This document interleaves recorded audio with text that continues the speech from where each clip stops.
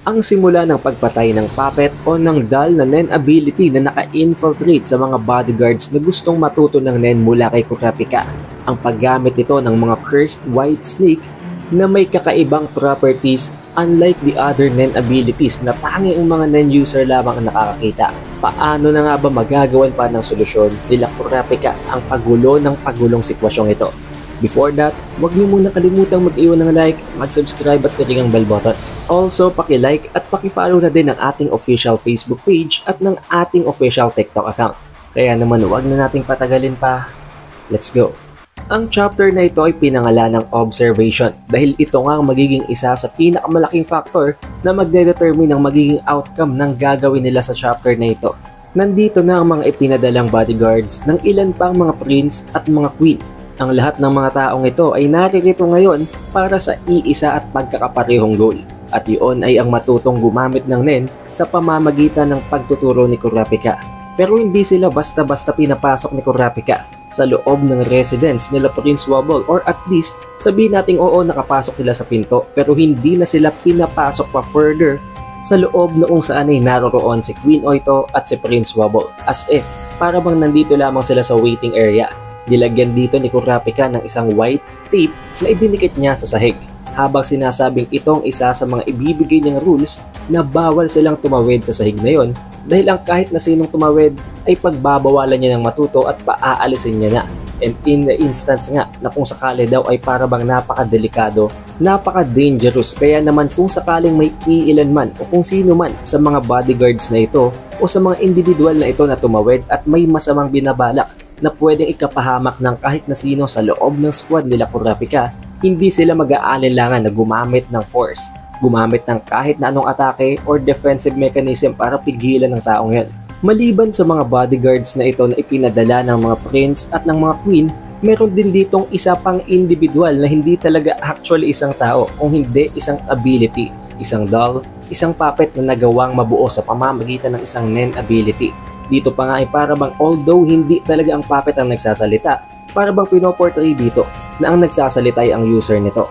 Sinasabi ng user ng puppet na napaka-importante daw ng misyon na ito at sigurado siya na walang kahit na sino sa mga bodyguards na ito, sa mga maids na ito ang gagawa ng dahilan para ma-expel at para paalisin sila ni Kurapika.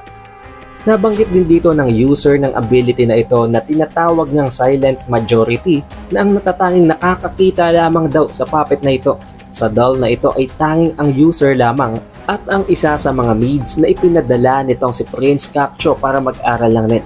Sa kadahilan ng itong si Lovery pala ang pinoses o ang ginamitan ng user ng silent majority. Which explains everything guys, dahil kahit marunong sila gumamit ng Nen, kahit na nakikita nila ang mga Nen beast, kasama sa ability ng silent majority ang hindi makita ng kahit na sino maliban sa pinoses nito at sa user nito. At nabasa ko rin guys na karamihan sa inyo ay nagpe-predict ng kung sino talaga ang user ng silent majority. Pero hindi ko yun pwedeng spoil, and honestly hindi pa natin masasagot ang tanong na yan. Going back to the chapter, dahil nga sa binigyan na ng rules nitong si Kurapika ang lahat ng mga taong ito na gustong matuto ng Nen, meron pa rin ditong matigas ang muka. Sinadya niya talagang apakan ng puting linya para i-provoke itong si Kurapika. Dahil kung isang pagkakamali lamang ito, bakit hindi niya inalis ang paa niya? Bakit hindi man lamang siya nagpaumanhin at tumingin pa kay Kurapika habang nakangiti? Hindi din naman basta-bastang nagpadalos-dalos itong si Kurapika at agad na pinaalis ang taong ito dahil unang-una sa lahat, ang ibinigay naman niyang rule ay kapag tumawid na dito. Wala naman siyang sinabing kahit na ano na pwedeng gawing parusa kung sakaling apakan lamang ang puting linya. Kaya naman tinanong niya ang bodyguard na ito kung anong kanyang pangalan at kung kaninong prinsipe siya nanggaling. Tulad ng nakita natin previously bago pa man lamang magsimula ang meeting na ito, pinaalalahanan na naman itong si Danjin, itong si Myuhan na wag daw siyang magtangka na mag-cause ng gulo dahil pumunta talaga sila dito para matutong gumamit ng Nen. It's just that napaka-aggressive talaga nitong si Myuhan. And since tinanong nga siya ni Kurapika kung anong kanyang pangalan at kung kaninong prinsipe siya nanggaling, sinabi naman niyang totoo na ang pangalan niya ay Myuhan at nanggaling siya sa ika-4 na prinsipe. Nang dahil dito, knowing na target din talaga nitong si Kurapika si Prince Serednik, hindi din niya basta-basta mapalayas na lamang ang dalawang ito. Kaya naman binigyan niya na lamang itong si Myuhan ng isang final warning habang sinasabihan siya na ibalik na niya ulit ang kanyang paa sa loob ng white line. Agad namang sumunod din itong si Myuhan habang sinasabing my bad at ipinangako niya na hindi niya na yun uulitin. At sinabi niya pa dito na hindi daw siya sumisira ng mga pangako. Kapag sinabi niyang isang bagay, gagawin niya talaga yun. At napakataas din daw ng respeto nila sa mga individual na marunong panindigan ng kanilang mga pangako. At masyado din silang nagagalit sa mga hindi naman tumutupad dito. Kaya naman pinaalala niya kay Kurapika na maganda daw kung talagang tutuparin ni Kurapika ang kanyang pangako na kaya niyang turuan na gumamit ng NEN ang lahat ng mga individual na ito sa loob lamang ng 2 linggo. Dahil napakawalang kwenta naman daw kung sasayangin lamang nila ang oras at hindi naman talaga yun kayang gawin ni Kurapika. Nang dahil dito, hindi nga nagalit sa kanyang iba pang mga bodyguards, ang iba pang mga maids kung hindi natahimik sila dahil napaisip sila dito at napadoubt din kay Kurapika nang dahil sa sinabi ni Myuhan. Dito naman ay nilinaw ni Kurapika na totoo din ang sinasabi niya. Within 2 weeks, matututo talaga silang gumamit ng NEN. Na alam din naman nating totoo at kayang panindigan ni Kurapika dahil nakita naman natin na sa pamamagitan nga ng paggamit ng Stealth Dolphin ay na-force niya ang awakening ng paggamit ng NEN tulad na lamang ng nangyari kay Queen Oito.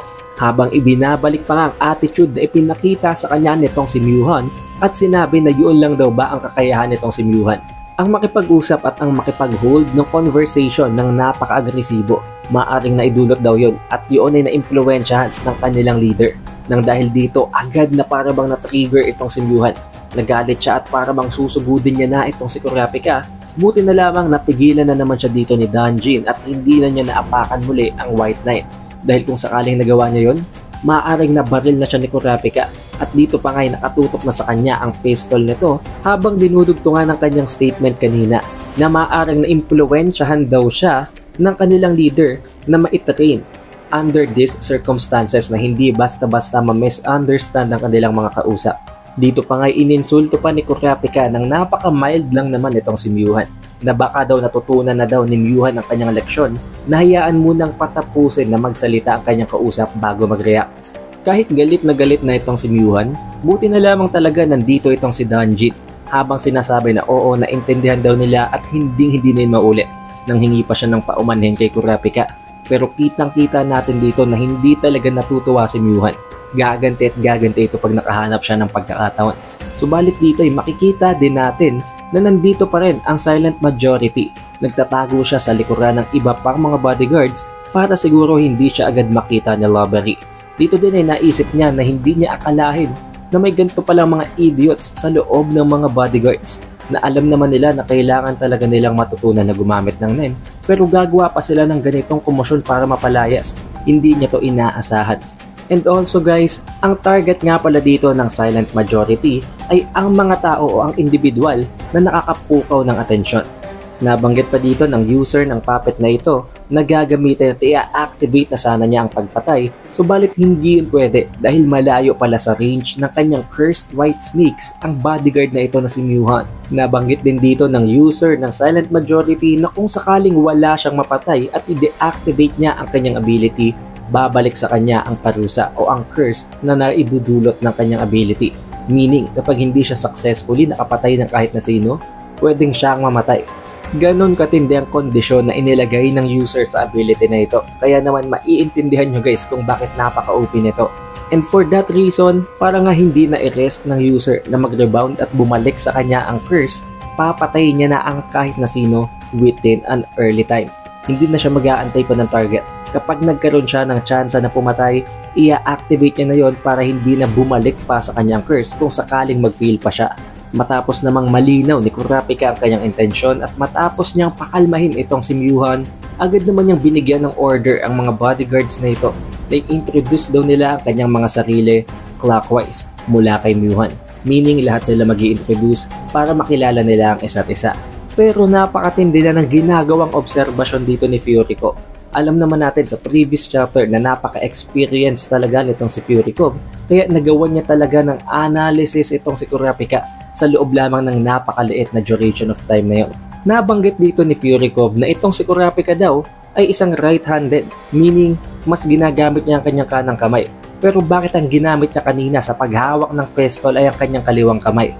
That is because maaring kailangan daw dapat naka-open ang kanang kamay ni Kurapika in case of emergencies, in case of instances na kailangan niya itong gamitin. At ang natatanging dahilan lamang para sa explanation na yon ay dahil sa ang kanyang ability ay magre-require na gamitin ang kanyang kanang kamay.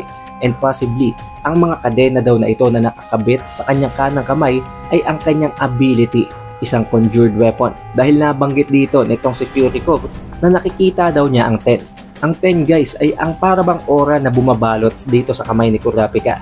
Nabanggit dito ni Furikov na nababalot daw ng 10 ang kamay ni Kurapika at napapansin niya yun tulad na lamang ng kung paano niya napapansin ang mga marunong gumamit ng nen. Idinagdag pa dito ni Furikov na kaya daw napakahaba ng mga sleeves ng suit na suot-suot nitong si Kurapika ay hindi lang para itago ang mga kadena na nasa kanang kamay niya, kung hindi para itago din ang aura na bumabalot at ang aura na nakafocus at nakakonsentrate sa kanang kamay na yon. Idinagdag pa nga dito ni Furikov na ang mga enhancers at ang mga transmuters daw ay nagkakaroon ng dim na color sa kanilang aura sa parte ng kanilang katawan na magiging crucial sa gagawin nilang atake. At ang mga emitter at ang mga manipulator naman daw ay mas makapalang aura. At kapag pinilit daw nilang itago o i-conceal ang aura na yon, mas lalo lamang yung nangingitim. Ito lamang ay ang iilan sa mga experience nitong si Furikov na tanging siya lamang nakakaalam, na nagpapakita lamang na itong dahilan kung bakit itong si Furikov talagang ipinadala nila Captain Balsamelko. Habang tinitingnan naman itong si Bobby Mayna, iniisip ni Furikov na surely itong si Kurapika talaga ang pinapahanap sa kanilang target ni Captain Balsamelko at ni Prince Benjamin na ang nilalang o ang nen user na kayang mag-force ng confession, tulad na lamang ng nakita natin sa previous chapter. Dito din ay naisip niya na kung kaya yung gawin nitong si Kurapika, paano siya na-handle nitong si Bobby Mayna. At dito din makikita natin na kausap naman ni Slaka si Hashito habang sinasabi na napakarami daw talagang magugulong mga bodyguards. Mga bodyguards na hindi kayang bumasa ng sitwasyon at ginugulo pa ang pagkakataon na sana'y tinuturo na sana ni Kurapika. Dito naman ay makita natin ang parte ng likod ni Kurapika, ang other side ng residence na kung saan ay naroroon si Bill at itong si Queen Oito. Dito ay may sinabi pala itong si Kurapika kay Bill na actually alam na daw talaga nitong si Bobby Mayna na marunong gumamit ng nen itong si Queen Oito. But for some reason, talagang napaka-considerate niya to the point na tinanggal pa nga daw niya ang N na ginagamit niya para obserbahan ang loob ng residence. Hindi pa nila alam kung anong rason, kung anong motibo at kung anong binabalak ni Bobby Mayna, pero dahil na nga sa napaka-tight na ng situation, ang plano nila ngayon ay ang gamitin at i-utilize ang pagkakataon para matutong gumamit ng NEM itong si Queen Oito at para magamit na nila yon sa gaganapin na succession war. Kaya naman sa pagkakataong ito ay tinuturuan talaga ni Bill itong si Queen Oito habang tinatanong at kinakamusta kung ano na daw ang nararamdaman ni Queen Oito kung namamanipulate na ba niya ngayon ang kanyang aura.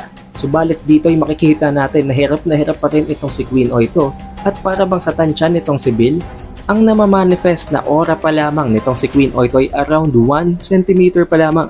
Napakaliit nun. Kaya naman dito ay na-realize ni Bill na sa sobrang hinhin nitong si Queen Oito, siya talaga ang type na magtatagal bago matutong gumamit ng net. Pero wala silang choice, kaya ahayaan niya na muna na mag-take time ang pag-aaral ni Queen Oito. Hindi naman nagtagal ay nilapitan na nitong si Furikov si Bobby Mayna habang tinatanong siya kung ano daw bang problema nitong si Bobby Mayna. Bakit inalis niya ang N na ginagamit niya para obserbahan ang loob ng residence? Na sinagot ni Bobby Mayna na walang pakialam itong si Furikov. Dito ay para bang nagalit at na-offend itong si Furikov habang sinasabi na oo, may pakialam siya dahil kailangan niyang makuha ang report ni Bobby Mayna tungkol sa mga impormasyon na nasagap niya sa loob ng residence nila Queen Oito. Na sinagot naman ng maayos ni Bobby Mayna. Sinabi niya na si Kurapika daw talaga ang pinaka-mastermind, ang pinaka-nag-hold ng power sa loob ng squad nila. Dito din ay nasabi niya na surely either a manipulator or a conjurer daw itong si Kurapika. Maalin man sa dalawang yon pero surely may itinatago pa daw na ibang abilities itong si Kurapika maliban doon, maliban sa pagpo-force ng confession. Mula sa mga findings na yon ni Bobby Mayna, tinanong siya ni Furikov bakit hindi pa siya kumikilos. Bakit wala pa siyang ginagawang kahit na anong move? Na sinagot ni Bobby Mayna na as of now, hindi pa talaga siya pwedeng mag-counter-attack dahil unang-una sa lahat, maliban sa pagkakaalam at pagkakatuklas niya ng mga abilities ni Kurapika, hindi niya pa alam kung anong abilidad nitong si Bill.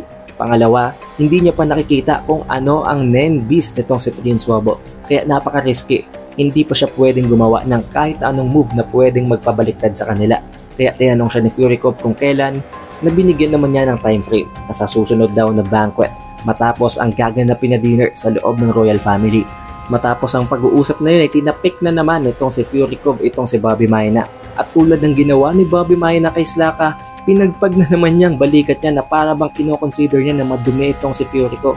But as for the puppet naman, napakarami talaga nang nangyayari ngayon sa loob ng scene na ito. Ang puppet naman na ito na ang silent majority ay nag-iisip na sa susunod daw na may pumukaw ng atensyon sa kanila, gagamitin niya ng atake. Papatay na siya. Nagpatuloy ang pag-i-introduce ng mga guards hanggang sa makarating na nga sa huling dalawang ito na itong si Fury Cove at itong si Musashi. Dito ay sinabi at in-explain ni Kurapika na kahit na ipinangako niya na sa loob ng 2 weeks ay matututo silang lahat na gumamit ng Nen, magkakaroon naman daw ng difference. Magva-vary pa rin kung gaano sila kabilis na matututo, depende sa kanilang sarili-sariling mga skills. Subalit dito'y binigyan ng diin ni Kurapika na meron siyang pinakahuling tanong at kailangang maging honest silang lahat sa pagsagot. Tinanong niya na among all of these bodyguards, sino daw sa kanila ang marunong ng gumamit ng Nen. Nang dahil dito, napaisip ang lahat ng mga bodyguards na ito dahil nakita naman natin na tulad ng previous chapter, may napansin at may naobserbahan na itong si Fury Cove na iilan pa sa mga bodyguards na marunong naman talagang gumamit ng Nen at nagpapanggap lang. Pero dito ay hindi na nagsinungaling pa itong si Fury Cove at si Bellarainte. Sinabi nitong si Bellarainte habang itinuturo ang marka ng H sa kanyang badge na parang sinasabi niya na nanggaling siya sa Hunter Association at marunong siyang gumamit ng Nen. At itong si Fury Cove naman ay hindi din nagtago, inamin din niya na marunong siyang gumamit ng Nen. Subalit maliban sa dalawang ito, wala nang kahit na sino pang umamin. Pero nagtataka naman ang isa sa mga bodyguards na ipinadala nitong si Prince Kakcho na ito ngang si Robbery. Bakit daw pumunta pang dalawang ito kung marunong naman pala silang gumamit ng Nen? Subalit habang tinitingnan niya itong si Bellarainte, napansin niya na meron talagang isang babae sa likuran at yun ay ang silent majority. Dito'y napansin ng silent majority na nakita na siya nitong si Robbery at agad din naisip nito na ito na ang pagkakataon na kapag nag-attract daw ng atensyon itong si Robbery, gagamitin niya ng kanyang ability. Papatay na siya para pwede niya nang i-deactivate ang silent majority. Subalit dito ay nabanggit ni Kurapika na although marunong na nga daw gumamit ng Nen itong si Bellarainte at itong si Fury Cove, okay lang daw na nandito sila.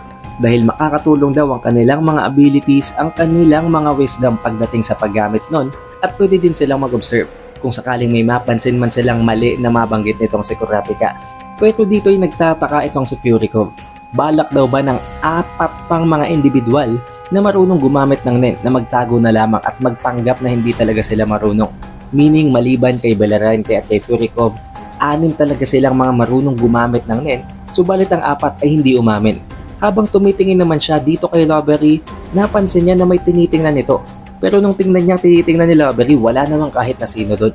Na of course, nang dahil lang nga sa binanggit natin kanina na kahit na marunong sila gumamit ng Nen, hindi nila makikita ang silent majority. Tanging ang napossess lamang nito at ang user nito ang makakakita sa kanya. Dahil nga sa alam natin na isang expert itong si Fury Cove, hindi niya in-overlook ang pagkakataong ito. Hindi niya inisip na baka baliw lang itong si Robbery, na baka nililil lang lamang sila nito. Surely may nakikita daw itong si Robbery na hindi niya nakikita. Sinabihan naman itong si Robbery ang kasama niyang maid, habang tinatanong kung sino daw ang babaeng yun. Natiningnan ng isa pang maid pero wala naman daw kahit na sino doon. Nang dahil doon ang 4 na maids na ito ay tumingin pero wala talaga silang makita. Since wala nga silang nakikita, agad namang sumigaw itong si Robbery. Habang sinasabing doon daw, tumingin daw sila sa parteng yun. Agad namang tumingin ang lahat ng mga bodyguards nang dahil lang nga sa itinuturo ni Robbery ang isang individual na wala namang nakakapansin. Sa paglingon nilang lahat, ito na ang nagsilbing trigger, ang pinaka-aantay na pagkakataon ng silent majority para i-activate ang kanyang ability. Habang lahat sila ay distract at tinitingnan kung ano mang ito naturo nitong si Robbery, wala naman silang makita. Pero pagtingin nila ulit sa likod, ito pa lang si Barrigan ay inaatake na. May nakabalot na isang puting bagay sa kanyang leeg at hindi talaga siya makahinga, hindi siya makapagsalita at talagang nachochoke na siya dito. Ginawa naman ng mga guards ang lahat ng kanilang makakaya para iligtas ang buhay ni Barrigan para maalis ang puting bagay na yun na nakarap sa kanyang leeg. Pero it seems wala silang magawa at nahuli na ang lahat nang mapansin nila na parabang unti-unti nang nanunuyo ang katawan ni Barrigan hanggang sa dumating sa punto na parabang dry na ito at wala nang kahit na anong fluid. Hindi lamang mga normal na guards ang nagulat, maging itong si Bellerainte na alam naman nating marunong gumamit ng Nen, this was really unexpected para sa kanya. Dito ay na-explain ng silent majority na ang umaataking yon ay ang mga cursed white snakes. Meron ditong 4 na cursed white snakes in total. Ang isang cursed white snake daw ay magte-take ng 44 seconds para completely mahigop ang lahat ng dugo sa katawan ng isang tao. Pero kung ang lahat ng 4 na yon ay magtutulong-tulong para higupin ang dugo, magte-take lamang yon ng 11 seconds. Meaning, sa loob ng 11 seconds na yon, completely napatay nila itong si Barrigan. Dahil dito, nakita nilang naglalabasan ng ulo ng mga ahas dahil patay na nga si Barrigan, wala naman ang natitira pang dugo na dapat sipsipin sa katawan nito. Makikita din natin dito na para bang mga linta ang mga ahas na to. Meron itong napakaraming bibig sa kanilang katawan, subalit hindi na nag-risk pa itong si Hashito. Sa pamamagitan ng kanyang handgun ay pinagkatadtad niya ng putok ang muka nitong si Barrigan para mapatay ang mga white snakes. Completely nawasak at napatay naman niya ang lahat ng mga ahas, pero hindi pa rin siya naging kampante. Sinabihan niyang iba pang mga bodyguards na mag-stay back lang sila dahil posible na may iilan pang mga snakes sa loob ng kanyang katawan. Dito din ay naisip ng iba pang mga bodyguards kung gaano talaga nakakatakot ang mga pangyayaring ito. Yun daw pala ang tinatawag na mga Nen Beast. Pero dito guys bibigyan din ko na agad. Kahit na hindi pa sila gumamit ng Nen, nakikita nila ang mga white snakes. Meaning, hindi talaga sila marunong pang gumamit ng Nen dito guys. Isa yon sa properties ng white snakes. Habang takot na takot ang ilang mga bodyguards, ito namang si Bellerainte ay tinakot at pinagbantaan itong si Hashito. Habang sinasabing posible daw na buhay pa itong si Barrigan, subalit dahil nga sa pinagtatadtad niya ng putok ito, there is a possibility na siya pa nga ang pumatay kay Barrigan.